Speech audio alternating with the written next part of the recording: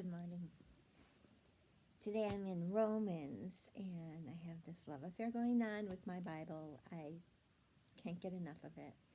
And just a little bit of background on Romans.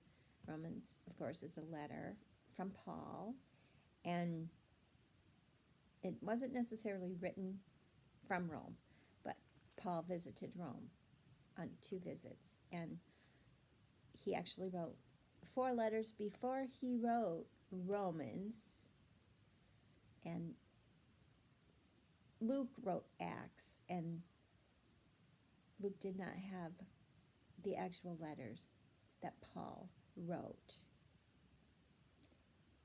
when he wrote Acts, and then Romans comes directly after Acts in the Bible sequence, so it's a little out of order, but that's just the way the Bible is.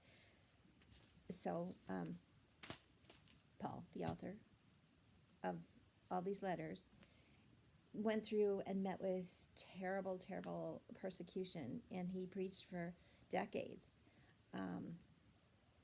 He traveled all over. He had 5 missionary trips that I can think of, but Romans is about, the theme of Romans is about salvation. It's about grace, and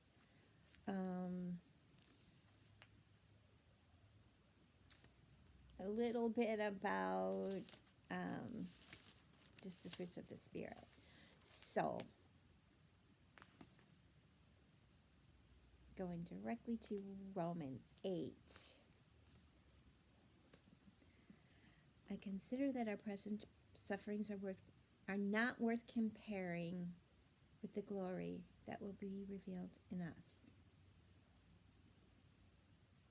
I apply that to present sufferings that the world is going through. Not worth comparing with the glory that will be revealed in us. And it does say in us. It doesn't say revealed to us. So this glory is in us. And how did we get glory in us? The Holy Spirit. Because we have the first fruits of the Spirit. So I just got a message, and I love this. I just got a message from a friend down at the lake that the church is opening, and I'm so excited about that. It's been closed for, I think, 7 weeks or something like that. So it's opening under restrictions, but at least it's opening, so that's wonderful. Back to Romans 8:19. For the creation waits in eager expectation for the children of God to be revealed. That's us, girls. We are the children of God. For the creation was subjected to frustration. Oh, yeah. Not by its own choice, but by the will of the one who subjected it, by the will of God. In hope that, so here's our reason why we're subjected to sufferings. In hope that the creation itself will be liberated from its bondage to decay and brought into the freedom and glory of the children of God. We know that the whole creation has been groaning as in pains of childbirth, but right up to the present time. Not only so, but we ourselves who have the first fruits of the Spirit, we have the first fruits of the Spirit. Amen. Groan inwardly as we wait eagerly for our adoption to sonship, the redemption of our bodies. For in this hope we were saved. But hope that is seen is no hope at all. Who hopes for what they already have? But if we hope for what we do not yet have, we wait for it patiently.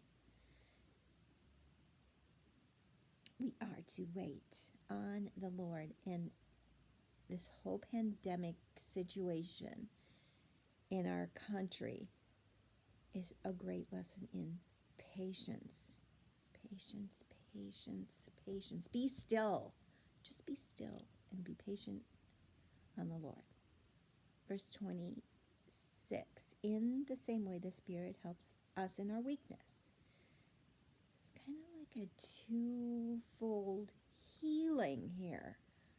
We do not know what we ought to pray for, but the Spirit himself intercedes for us through the wordless groans. And he who searches our hearts knows the mind of the Spirit, because the Spirit intercedes for God's people in accordance with the will of God.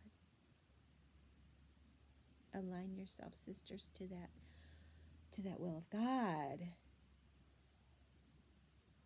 And this is the last verse I'm going to reflect on right here, but we know that in all things God works for the good of those who love him. And I always stopped there because I love that, just that much of it. I love that so much. We know that in all things God works for the good of those who love him. But it does go on. You have to take the whole verse. Who have been called according to his purpose. So if we're called to his purpose, that's the key. Like aligning your life with his purpose. So that is my reading for right now. I have to stop the video and do a cut here. So I'll be right back.